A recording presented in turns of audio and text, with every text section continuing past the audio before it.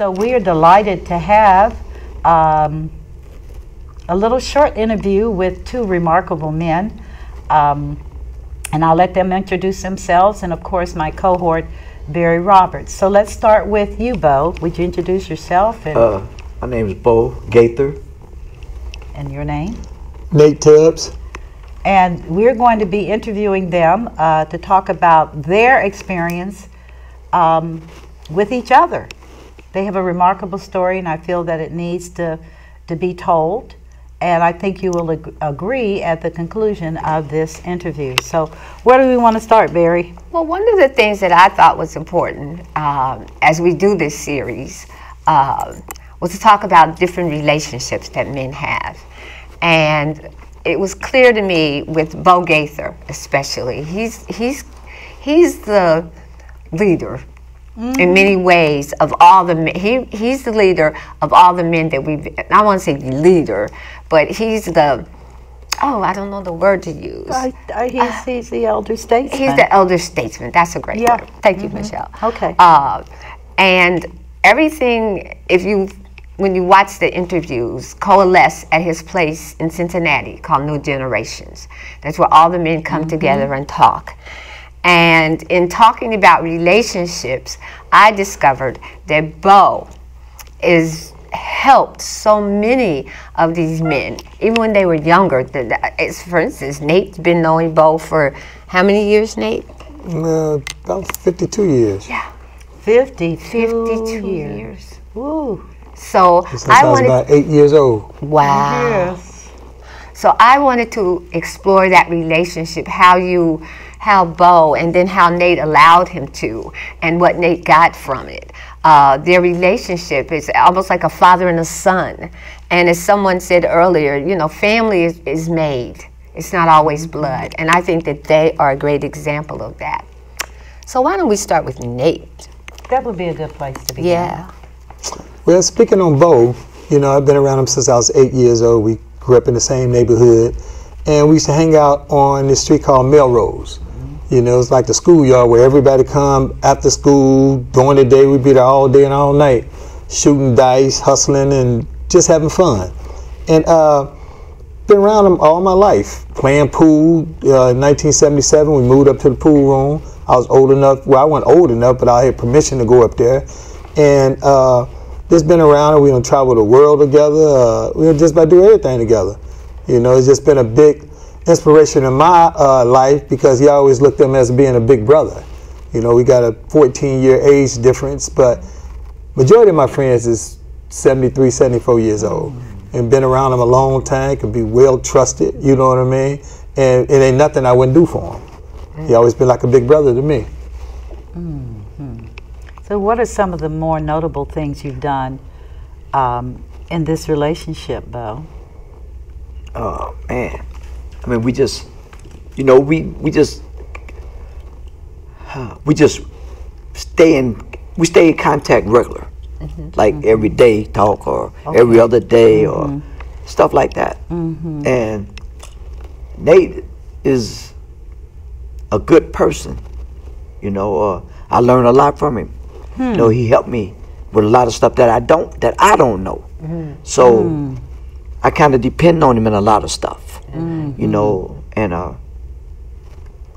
he's a giver type of guy. Guy that I see him give his last, and I tell him, man, you can, you know, he could be out of gas and give you his last money, and that's just how he is. He's a people person. Beautiful man. You know, so that keeps him around him. Have either of you ever had harsh words with each other? No. No harsh words? Never. Wow. That's amazing. We see a lot of things eye to eye, and then we trust each other's opinion. You know what I mean? And his friendship was made in heaven. You know what I mean? And we like a lot of the same things. You know what I mean? We done been around the world together. You know? Wow. And it's just been a wonderful voyage up until this point. One of the things that I've learned in working with you, Bo, is that, and I know you're not going to mind me saying this, but Bo is functionally illiterate. He cannot read. And he has surrounded himself, or he has drawn people to him, as Nate, as some of the other men that you've met or will meet in this series. And he's drawn people to help him. But with his open heart, he's also given back. Right. He's not a taker. He's also given back, because everybody, when I started this and started talking to them, everybody, not one man had anything negative to say about Bo. In fact, they all honored him and held him at a high esteem. And so here you have someone in this society that would say, oh, he's, he can't read, he can't write, thumbs down, okay? He's got men around him that have degrees. They come to him. They come to him. Yes. He has men that have Purple Hearts, veterans. They come to him. He's got a heavyweight boxing champion, twice his size almost. He comes to him. Yes. That is just amazing to me. But you know what I think, Barry, and I think this is what is also missing as we look at our changing society, is relationships where the younger men have cultivated authentic relationships with these voices of wisdom. Because he is a voice of wisdom. Absolutely. I mean, the life experiences that he has had, and the fact that he stands as an example to strong men. I mean, he is the lion among lions. And that's not a lightweight thing. That's a lot of accountability. Absolutely. But he has certainly facilitated, in my estimation, the growth of this gentleman next to me, Mr. Tubbs, in terms of just walking the road. Because it's nice to have company when you're in the fire.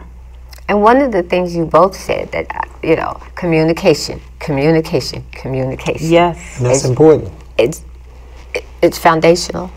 Yeah. It is foundational. And that you said you see things the same way. But even if you don't, it seems to me you take time to learn from We can each other. communicate. And then we trust each other's opinion. You know, and that comes from respect and longevity. Because our friendship been tested. And we overcame a lot. His kids call me Uncle Nate. My kids call him Uncle Bo. And my kids love him. His kids love me. And that's a bond that can never be broken. And it'd be things like, I'm a remembering type person. I call him on his birthday, happy birthday. Call his wife on the birthday, happy birthday. Call the kids, happy birthday. Happy birthday. So it's really a sincere relationship, and it's more so trust. We trust one another. We love it. I love him like he's my brother. Oh, absolutely. I ain't gonna let nothing ever happen to him if I can help it. You know what I mean? And just the bond that can't be broken. Just a bond that can't be broken. Well, I think that's one of the most beautiful things that I have observed, and that is that I love it when an older man can mentor a younger man and keep him from falling in the potholes of life. Because in life, you're going to have trials and tribulations. There's no way to get around that reality.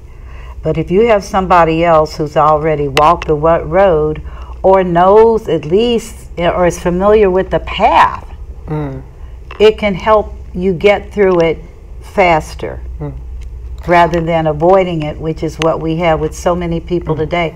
They don't want to go through suffering. They don't want to go through disappointments, and they don't want to go through trials, because there's really nobody to tell you, well, how do I maneuver this? Is that the role that you played with him in so many cases? We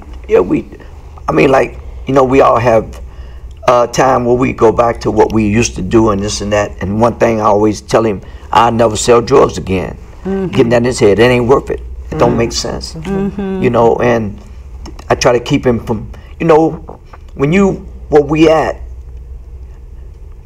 we know where we can go at to do what we did. But I try to keep that out of our life when I talk to him, and out of his mind to even think about that, and to keep him safe. Because I learned that I've made it without doing that in my life. He have made it without selling drugs again. I watched him go through so much money just in trying to do this business that you wouldn't believe. So, and it wasn't from drugs. So he earned it. exactly. He's a, you know, he like I say, he one of them guys that if you say something today, he'll read it or look it up tomorrow.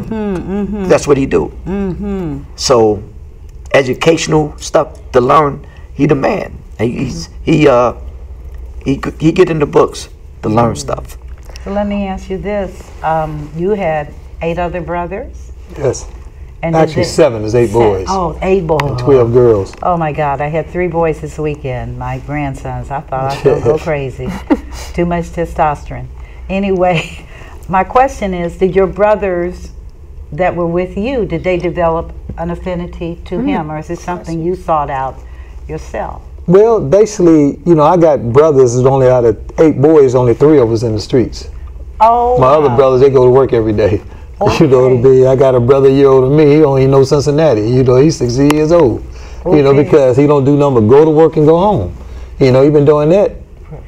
I called a flat tire and couldn't call him. He said, man, I don't know where that at. Wow. I said, man, you been living in Cincinnati all your life. You don't know where downtown is? He said, no, I don't go down there. I don't go down there. But, you know, I learned to gradually, like you say, brothers ain't always about blood. Right. You know, I do things with him. We just about do everything together.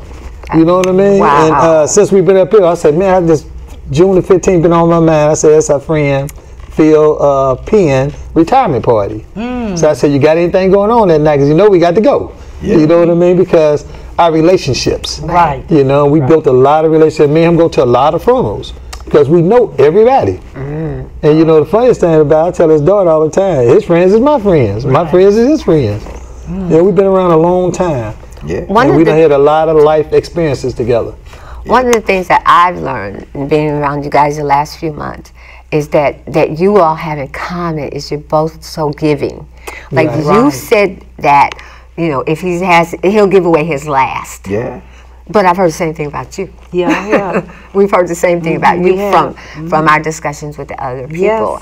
And so that the fact that you both are giving and that you both communicate, and you know, I don't hear that a lot about black men. I don't hear it, especially the communication part. It's real rare. It's rare. Yeah, okay. I was going to say. Yeah, I don't hear that part. Yeah, I wonder why. Why do you think it's that way? Why don't they feel the need to bond? Well, I think it's jealousy and envy.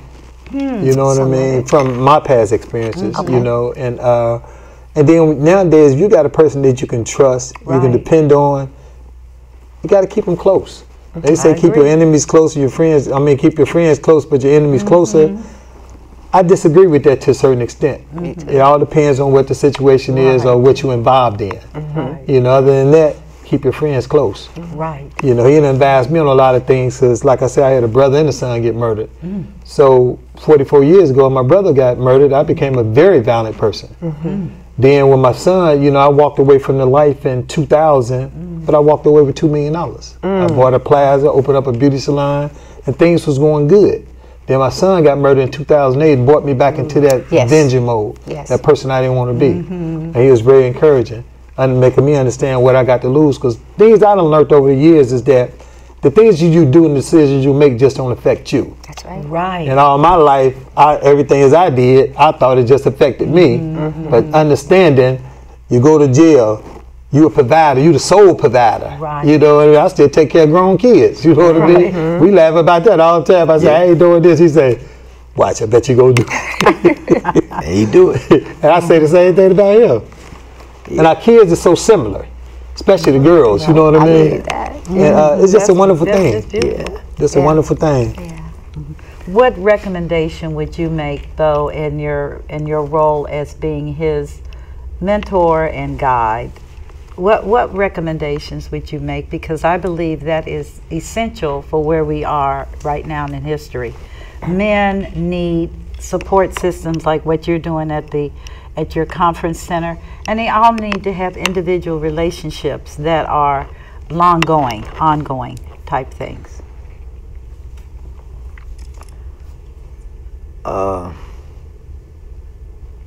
Truthfully,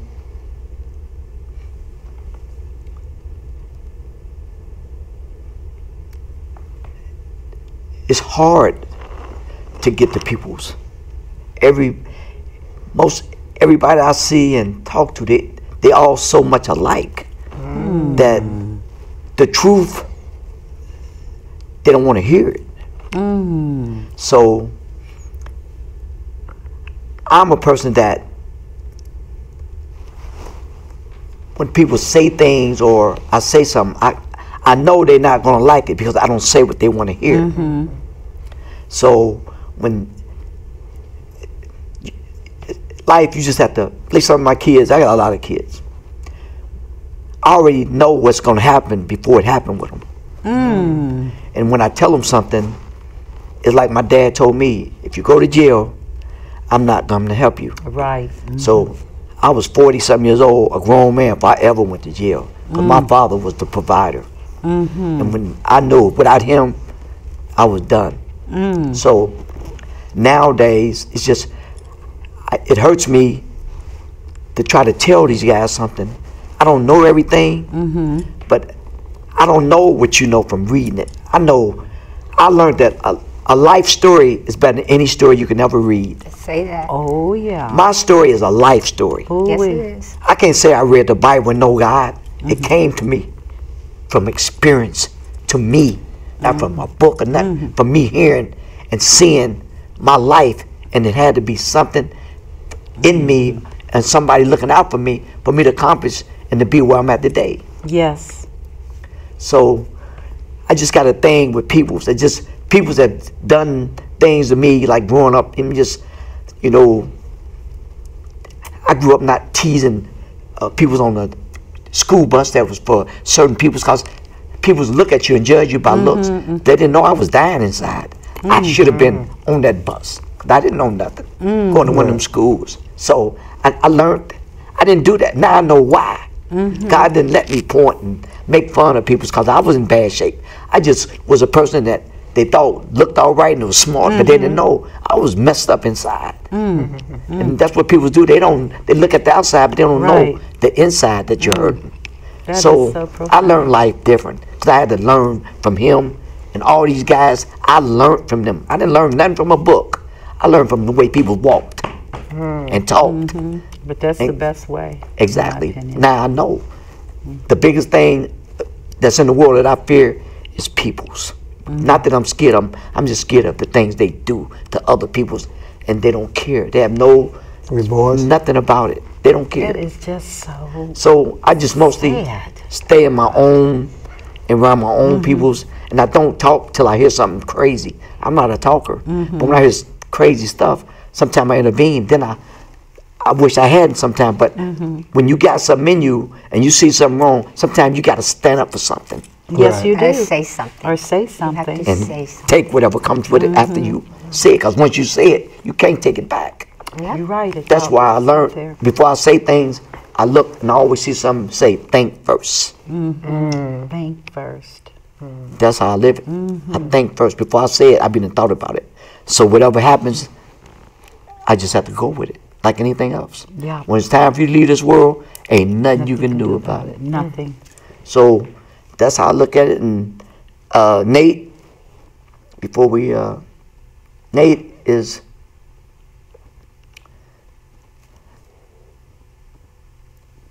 he like antique. He rare. I picked that up with him too. He got a heart that. He got a heart. He got a heck of a heart, and that's how I feel about it. And it makes me mad because his heart is so good that people take advantage of that, and they know if they call him, he's gonna jump to do it. So he don't know, but it bothers me. And I tell him sometimes he got a good heart.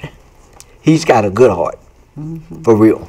No, I both picked that up. You both have good hearts. That's what I'm gonna and say. that's the Oh, antique. yes, That's what I've learned. Yes. Like I said, in working with you guys, is that that's the antique. It's rare, and that's what's been so intriguing to me, and so educational for me, is because I have different opinions. Everybody has different opinions, But I was just getting so tired. I mean, tired at how black men are portrayed in the media. I can't take it. And when this started for me was I was talking to Brock, and he was telling me his story, and I was like, okay, I'm a writer, you know, I'm a storyteller.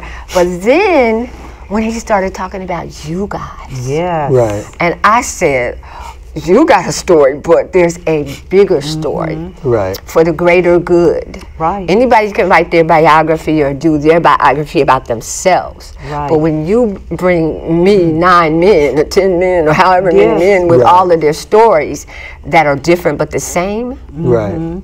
because you're in the same society and have to deal with a lot of the same things. So when he brought me that and was telling me about your place, he says, everybody goes down to new generations. And I said, well, what is a new generation? Right. And he says, and I said, who's there? Because I'm thinking barbershop. Black men go to barbershops to talk. Right. This was you know. different. Or black men go to McDonald's early in the morning Yeah, and for get the coffee. senior special of coffee and they talk for a couple of hours. But when he told me about your place and you, and then he started, oh, well, there's this boxer, you know, and then he Right. says, oh, there's this police sketch artist, you know, Right. and he started describing it. And I was like, oh, this is a treasure trove. It is. I mean, this is a mother lode of information that needs to get out there and to change the narrative about black men. Right. Not just for women, for black Right. women. Right. Okay, the closest thing to you all. Change the narrative. Right. And that's kind of what my whole belief system was anyway, that the power of media will force a change in the narrative. Let's hope so.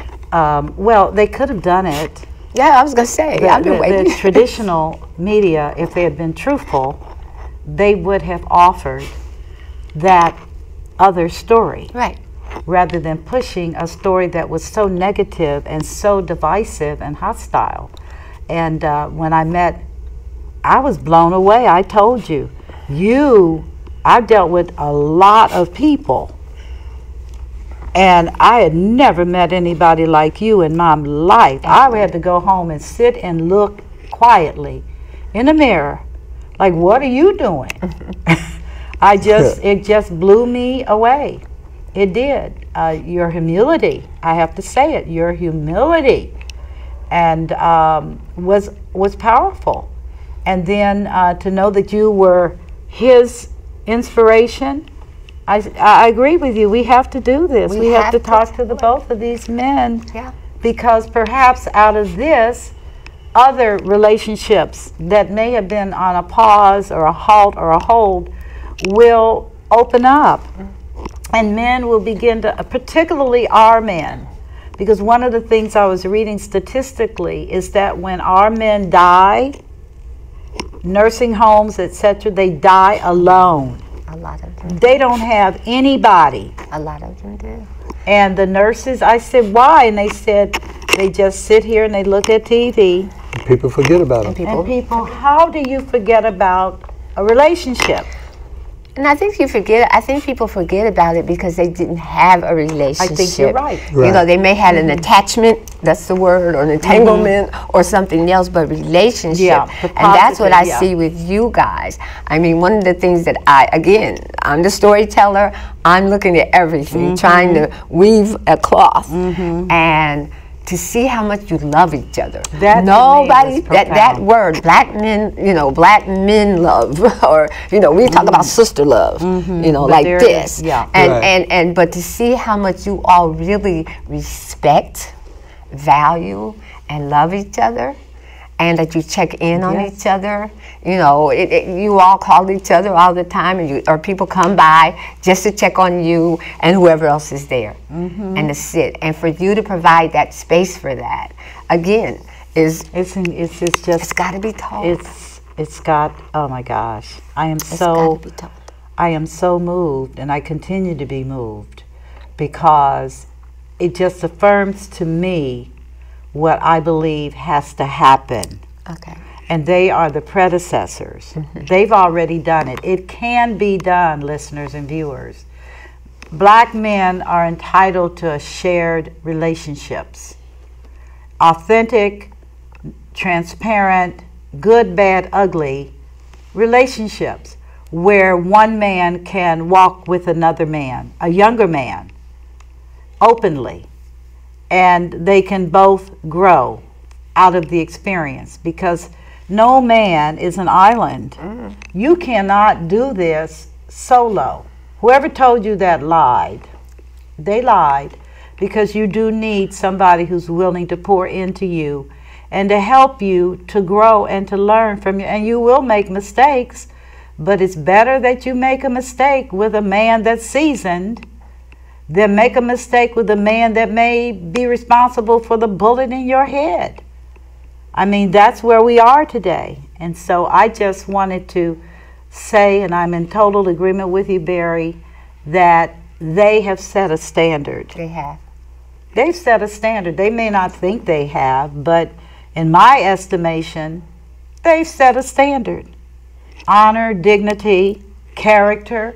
Loyalty. Loyalty, which is whatever. That's my dude. And shown families. I mean, your children are close, and that's all by design, so that they can become people of honor and bring a positive legacy. Not an obituary, a legacy. It's a big difference. Oh, it's a huge difference. It's a huge difference. So I think both of you are incredible. I think that what you have shared. Are there any lasting comments you would want to make first, Mr. Tubbs? Well, I would only say, many blessings to my brother. I got it. And, we all bring something unique to the table, and teamwork make the dream work. Yes, it does. And we're unstoppable. Yeah, We're I think unstoppable. you're right. Yeah. I think you're right. You're right. We're unstoppable. Yeah, beautiful. And the best is yet to come. Oh, come on. Yes. I believe that. To our next Yes, endeavors. I do. You know what I mean? I do. These next years, I think are going to be incredible.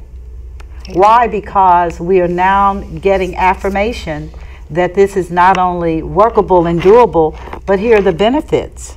You know what I'm saying? There are benefits to this. And it starts with trust. Absolutely. Yes. Trust and loyalty. Yes, I totally agree with that. What 'Cause about whether he's wrong or right, I'm going to roll with him. That's loyalty. And it ain't going to be a second That's guess loyalty. about it. You know what I period? mean? I'm going down. If I'm going down, I'm going down. But that's my dude. I got Yeah. it. So you have any lasting comments?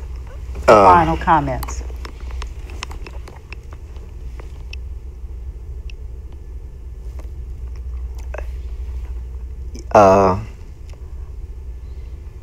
Earlier, Don said something, and a lot of guys think they this and that, but truthfully, I believe in God. I love Him. Can nobody change? But I gotta give honor to my wife. I got you. Okay. Thank you.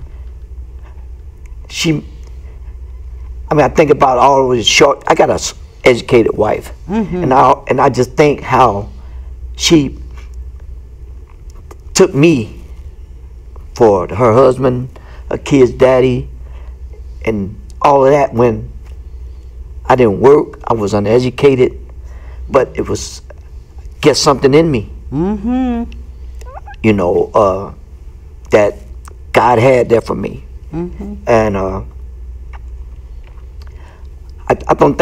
I just think guys don't give women the credit they should. Every guy I know, even Don, he go to school and this that, but his wife made him the man he is. Just like he said, a woman can make a bad guy a good guy. Right. That's something. And I believe that. And I don't believe that any successful man got a woman behind him. I believe that. And another thing that I used to couldn't talk about being uneducated and all this, but something that I've learned by going to prison. It was all the uneducated guys that had the most out of life in what they done. It wasn't the smart guys. And then I learned all the leaders that guys looked up to, or some of the actors they was uneducated. That made me see something in myself to make me able to talk about me. Because people was cheering for guys on TV and stars and didn't know they couldn't read and write. Woo. But I learned that who couldn't. And I said, man, he can't do this, she can't. And it made me start standing taller in life. Because I'm like, man. Build that confidence. I'm thinking all No these. shame. No See, shame. shame is a big, just the fear and shame are the opposites. I mean, they're the same, but they're the opposites of self-confidence, the things you need to go forward. Because the word fear came up in one of the interviews when we were talking about going to the doctor. The fear. Yep. And we were talking about something else in the word fear. And then shame. You know, my brother said I was ashamed. I couldn't come home. Right. I couldn't come home because I didn't want my father to see me that way or whatever.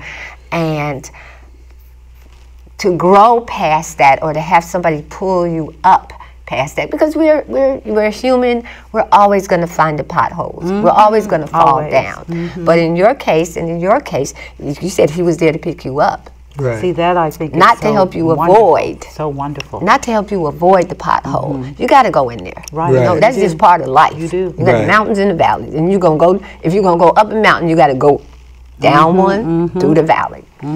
And to have someone that you trust enough to help you out of that pothole, Right. Yes. or that rut, or whatever Right. it is, to help guide you. Right. I'm serious. That's this man. That. Oh my gosh. He's amazing.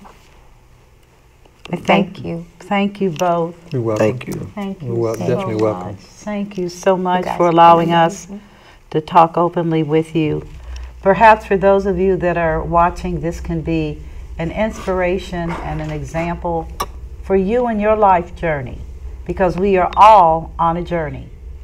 And prayerfully, we have other people who are willing to pour into us in our character development, our integrity, learning to be loyal in the midst of storms, in the midst of abandonment, just learning to just be real.